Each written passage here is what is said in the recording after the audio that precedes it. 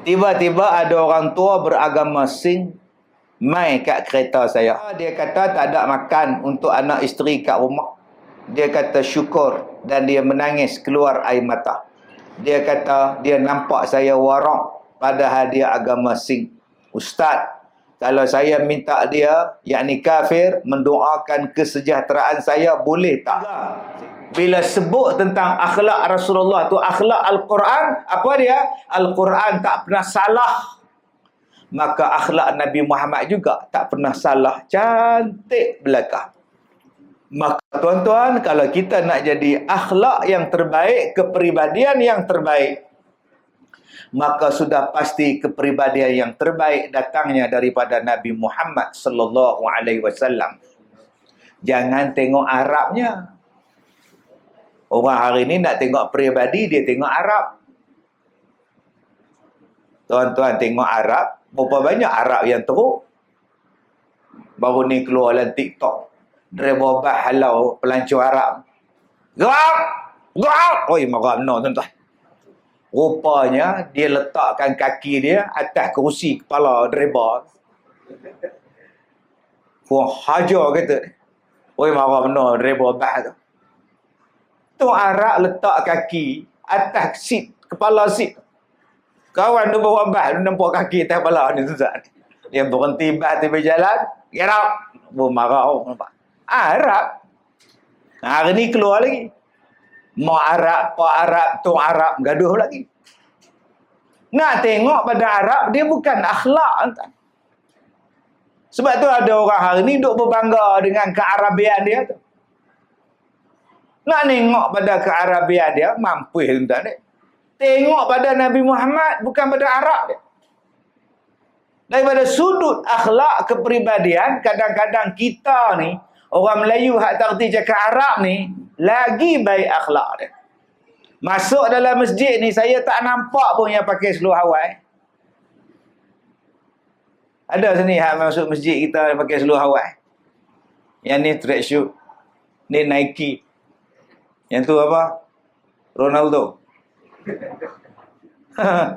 Cuba tuan-tuan tengok Arab masuk masjid. Pakai seluar Hawaii. Seluar pendek Baru ni saya pergi Mekah 2 kali. Bulan 12 sekali, bulan 7, bulan 9 sekali. 2 bulan saya pergi. Bulan 9 sekali, bulan 12 sekali. Hak bulan 9 tu saya pergi. Orang Arab pakai seluar pendek keliling Masjid Madinah, Masjid Nabawi. Anak dia tolak budak. Ni isteri dia tolak budak dalam stroller. Pakai jubah nampak mata.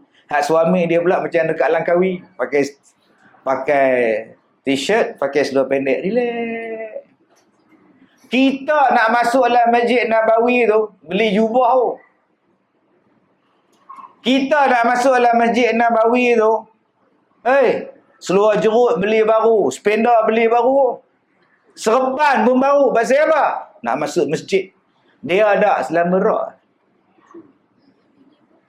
Tu adab ni Pak. Kita ingat di Langkawi je perangai macam tu. Rupanya depan Masjid Nabawi dia buat perangai mereka.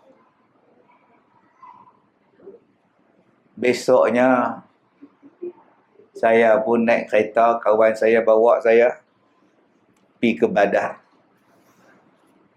Sebab nak buat rawatan pada wajah saya, rawatan pada badan saya. Satu dunia tahu saya ni tak sihat.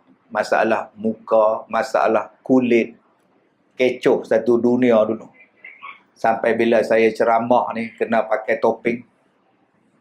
Pakai face mask tu dah tak lalu dah. Pakai topeng tu. Lah saya pakai topeng ni mancing, dengan topi mancing pakai sekali pergi ceramah. Bila saya pergi berubat di sana, di Madinah, saya dibawa berubat di satu tempat nama dia di Badar. Tempat perang yang pertama sekali itu, perang Badar. Jadi dah habis berubat lah apa semua. Saya kata jom kita makan nasi sini. Saya pun tak pernah mari Badar. Saya pergi Mekah ni pada tahun 90-an. Tapi tak pernah pergi Badar ni. Pasal mana dia buka pelancongan ke, visit terus apa ramah umrah visa, tak boleh pergi sana. Jadi bila dah pergi tu, ajak makan. Saya kata saya tak mau makan nasi Arab. Saya nak makan ikan goreng. Bawa saya kedai ikan goreng, saya nak makan. Saya pun tunggulah ikan goreng duk menyandor 4-5 orang. Duduk kat kedai, restoran. Mai anak-anak Arab, 5 orang. Semua pakai seluar pendek. Di Badar tu.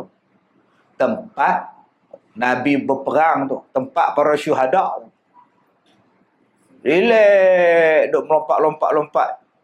Bila dia tengok kami ni, pakai kepiah apa semua, dia main tanya, dari mana? Lepas tu kawan saya kata, Malaysia. Oh, Malaysia. Good. Bagus. Good. Duk joget tu. Pakai seluar pendek, tuan-tuan. Saya ni orang Malaysia pun nak pergi ke Mekah. Seluar pendek tu buang jauh-jauh. Tak ada pun seluar pendek di rumah. Tapi mereka. Sebab tu kalau nak tengok kepada Islam, jangan tengok pada Arab. Bergaduh daripada dulu sampai sekarang. Yang mereka nak ialah hiburan bola. Bayar gaji paling mahal dalam dunia pun mereka sanggup. Padahal berapa ramai rakyat yang miskin, berapa ramai Palestin yang susah, berapa ramai rakyat Syria yang payah. Dia tak nampak tu. Biar aku bayar gaji Ronaldo lagi bagus. Tengok pada Arab mampu kita. Sebab tu kita tak tengok pada bangsanya. Kita tengok pada peribadi dan akhlak Nabi Muhammad sallallahu alaihi wasallam. Maka ambillah akhlak Nabi, peribadi yang baik. Contoh yang terbaik. Maka bila kita bawa satu akhlak yang terbaik, insya-Allah. Saya bagi contoh pada tuan-tuan. Bila kita ni berakhlak dengan akhlak yang baik. Ni ada satu orang, dia hantar, dia bagi dekat saya ni satu telegram. Saya baca telegram ni kat tuan-tuan senang. Okey. Nampak ni. Saya share dengan ustaz, iaitu cerita saya mai sini cek duit dekat bank. Tiba-tiba ada orang tua beragama Sing mai kat kereta saya. Macam biasa dia kata tak ada makan untuk anak isteri kat rumah. Saya tanya dia hal-hal peribadi dia, dia pun cerita. Last kali saya sedekah kat dia. Dan saya kata kat dia, cukup ke nak makan? Dia kata cukup untuk 2 hari makan. Saya bagi lagi sekali dengan nilai yang sama. Dia kata syukur dan dia menangis keluar air mata. Saya tanya dia, kenapa pilih saya untuk dia? Dia kata, dia nampak saya warak padahal dia agama Sing. Ustaz, kalau saya minta dia, yakni kafir, mendoakan kesejahteraan saya, boleh tak? Saya jawab, boleh. Baik, ni cerita dia. Tak tahulah cerita apa. Sama ada dia nak cerita, dia baik ke, muka dia baik ke, ataupun cerita apa. Tapi yang saya pasti, dia nak cerita pada kita, orang bukan Islam mai jumpa dia minta derma. Dan dia tanya, kenapa hang pilih saya? Orang kafir tadi kata, sebab aku tengok muka hang baik. Muka warak. Saya kenal hamba Allah yang hantar mesej ni pada saya.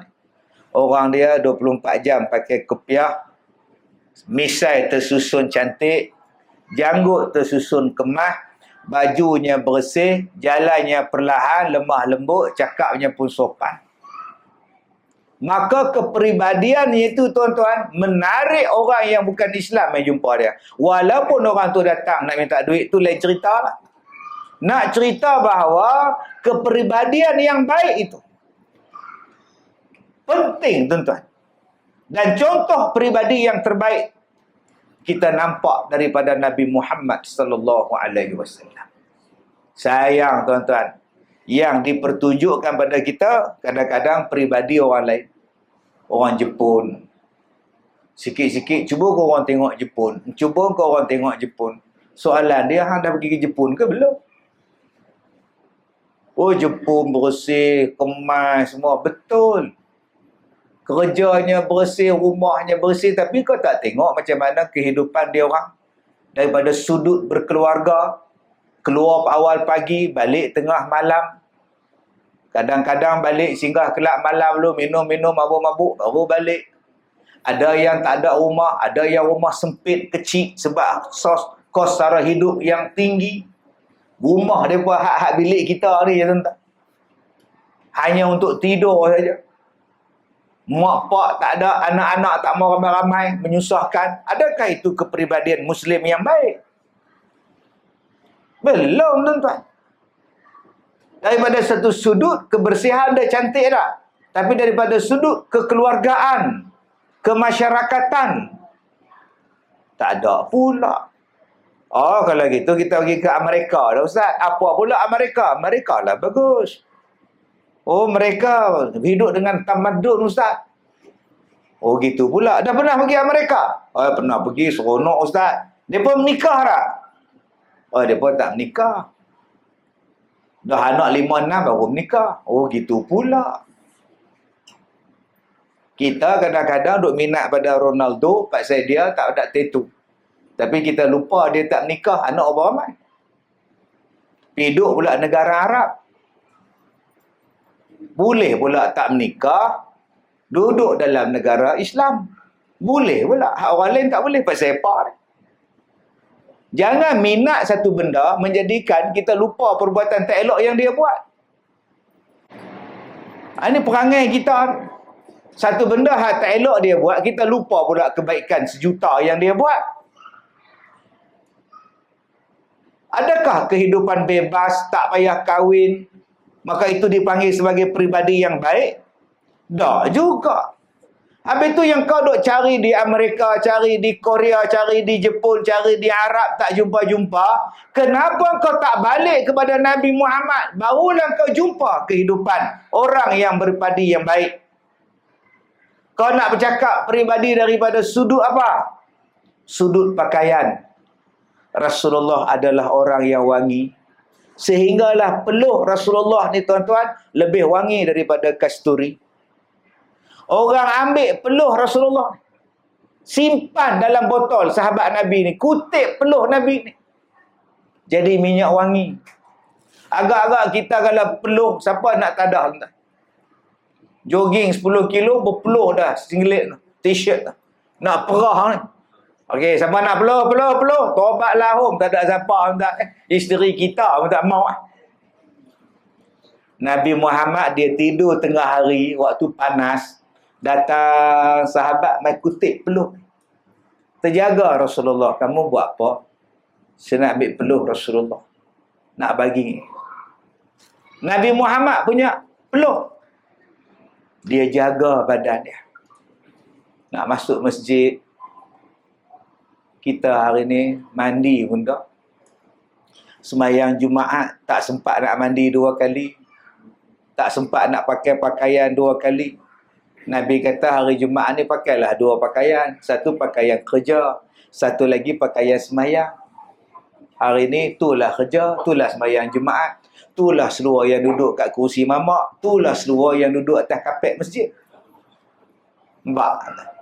Itulah baju yang sandar kat kedai makan. Baju tu juga mai sembahyang Allahu Akbar.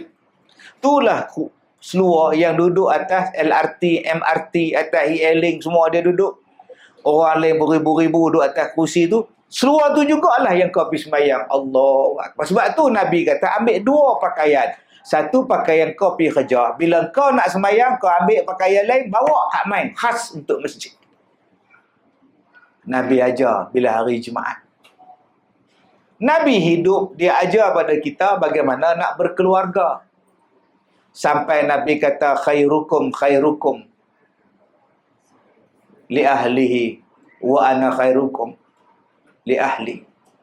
Orang yang paling baik, aku, manusia yang paling baik di dunia, di kalangan kamu siapa?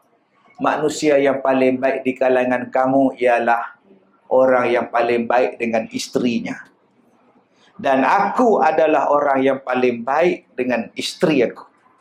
Tiba-tiba hari ini ada orang cakap Nabi Muhammad tak adil. Nabi Muhammad kata orang yang paling baik ialah orang yang paling baik dengan isteri dia. Saya pakai kepiah, saya pakai baju batik. Adik-adik, cantiklah vest ni. Bila nak laksanakan tanggungjawab ni, unit amal madrasah Al-Rawdah ni. Jadi saya lancarkan kutipan derma yang akan dipelopori oleh adik-adik vest kita ni. Silakan tuan-tuan yang mana nak menderma bersedekah untuk pihak madrasah, dipersilakan.